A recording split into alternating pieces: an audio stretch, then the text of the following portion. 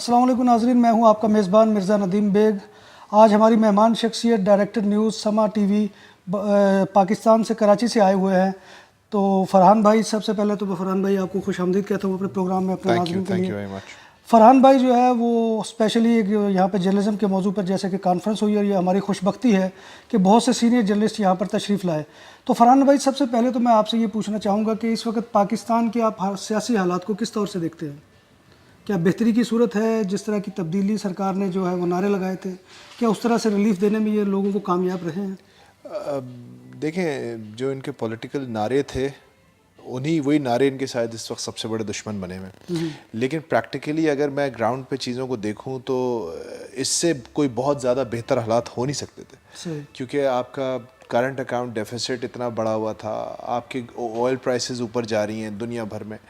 اب جیسے ہم یہاں بیٹھے ہوئے ہیں اسپین میں، تو یہاں پہ بھی مجھے بتایا ہمارے بھائی نے کہ جو آئل ہے وہ پیٹرول 200 روپے سے اوپر ہے پاکستانی، اور پاکستان میں آئی تھنک ابھی بھی 100 روپے کے آس پاس ہے کہیں۔ تو دنیا بھر میں تیل کی قیمتیں اوپر جا رہی ہیں، انڈیا میں بھی زیادہ ہے۔ سو پیٹرول پرائسز دنیا بھر میں اوپر جا رہی ہیں، آپ کی معیشت کا بھٹا پہلے ہی بیٹھا ہوا تھا۔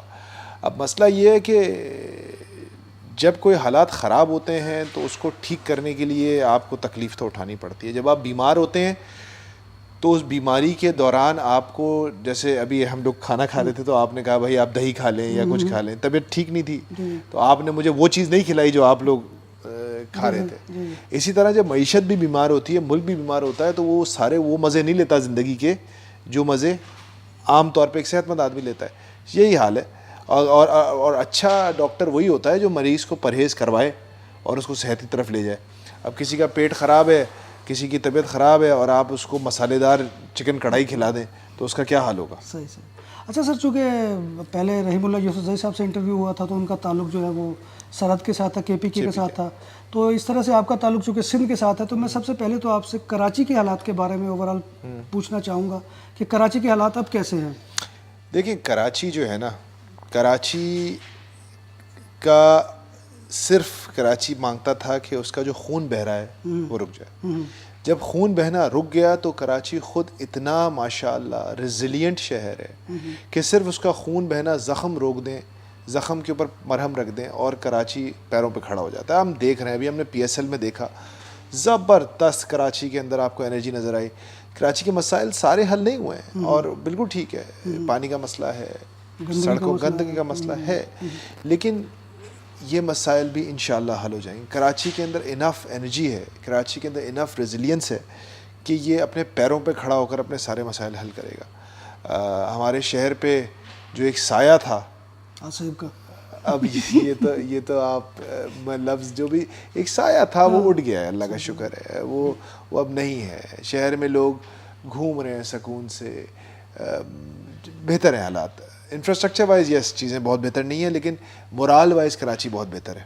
اچھا سر، اندرون سندھ کی سیاست کیا دیکھ رہے ہیں؟ جبکہ زرداری صاحب کے اور ان کی سسٹر کے خلاف اور دیگر قائدین کے خلاف جو ہے وہ گھیرا تنگ ہو رہا ہے، تو اب کیا سمجھتے ہیں کہ اندرون سندھ کی سیاست اور کراچی کی سیاست اور اوورآل جو ہے سندھ کی کیا صورتحال ہوگی؟ دیکھیں، کراچی اور اندرون سندھ کی سیاست بالکل مختلف ہے، یہ آپ جانتے ہیں۔ کراچی کا تو کراچی آئی تھنک جو بھی کراچی میں تھوڑا سا بھی نارمل بیلنسڈ ویو رکھنے والا آدمی تھا، اس کو اس بات کا اندازہ تھا کہ اس جنرل الیکشنز میں پی ایس پی کو کچھ نہیں ملے گا، ایم کیو ایم کو بہت بڑی ہٹ پڑے گی، اور پی ٹی آئی سب سے زیادہ گین کرے گی۔ پی ٹی آئی نے جتنا گین کیا اس نے لوگوں کو سرپرائز کیا، لیکن اس بارے میں کسی بھی آدمی کے دماغ میں، دل میں شک نہیں تھا کہ پی ٹی آئی گین کرے گی۔ تو پی ٹی آئی نے گین کیا، ہاں جو لوگ ایکسپیکٹ کرتے تھے تھوڑا زیادہ کیا، بٹ دیٹس 19-20 ہو جاتی ہیں آپ کی پریڈکشن۔ اندرون سندھ کے مسئلے کیا، لمبا آنسر دوں یا چھوٹا آنسر دیتے ہیں وقت کا؟ چھوٹا آنسر یہ ہے کہ زندہ ہے بھٹو، زندہ ہے۔ اچھا سر، آخر میں میڈیا کے حوالے سے سوال پوچھنا چاہوں گا کہ کیونکہ اس وقت بعض اعتبارات سے پاکستان میں خاص طور پہ میڈیا ورکرز کے اوپر بھی بہت افتاد آئی ہوئی ہے،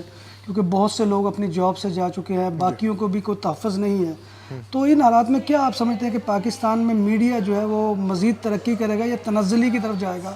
کیونکہ میڈیا ورکر کی تو کوئی حالت نہیں ہے وہاں پہ۔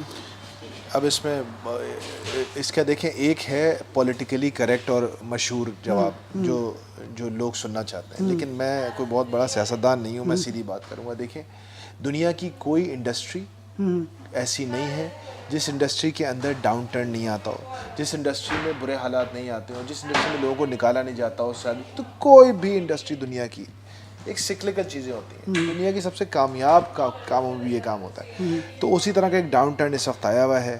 اس کے بارے میں بہت زیادہ پریشان ہونے کی ضرورت نہیں ہے. وقت چینج ہو جائے گا, چیزیں بہتر ہو جائیں گی. لیکن ہاں, ایک چیز ہر جرنلسٹ کو اپنے بارے میں سوچنی چاہیے کہ کیا میں اپنی جاب سے انصاف کر رہا تھا, کیا مجھے صحافت کے بنیادی 2 اصولوں پہ عمل کرنا آتا ہے. نمبر 1 اصول یہ ہے کہ کیا میں سوال کرنے کی ہمت رکھتا ہوں اور میں کس طرح کے سوالات کرتا ہوں. نمبر 2 یہ ہے کہ کیا میں طاقتور کے سامنے سچ اور حق بات کرنے کا حوصلہ رکھتا ہوں, یا میں صحافت میں اس لیے آیا تھا کہ میں اپنے کارڈ کے بلبوتے پہ پولیس والوں کے ساتھ بدماشی کروں گا اور دکانداروں سے بھتہ لوں گا, اس لیے آیا تھا. اگر آپ کام کرنے کے لیے آئے ہیں تو کام کیجئے. انشاءاللہ کام کرنے والوں کی دنیا میں ہمیشہ ڈیمانڈ رہتی ہے. سر آخری سوال میڈیا سے ریلیٹڈ ہے کہ کیا کراچی کے اندر اب یہ صورتحال ہے کہ میڈیا سے وابستہ لوگ جو ہے وہ آزادی کے ساتھ کام کر رہے ہیں؟ الحمدللہ ابھی تو سمجھیں آپ 99% فریڈم ہے. اچھا چلے, بڑی خوشائند بات ہے جی کراچی کے حوالے سے, کیونکہ کراچی ایک زمانے میں جیسا کہ آپ کو معلوم ہے کہ بہت ہی اس حوالے سے سینسٹیو علاقہ تھا اور بہت سے جرنلسٹ اور رپورٹروں کو وہاں پہ کام کرنے کے لیے بڑی مشکلات کا سامنا تھا. فرحان بھائی, میں آخر میں آپ کا بہت شکریہ. I want to thank you as well. You were a fabulous host.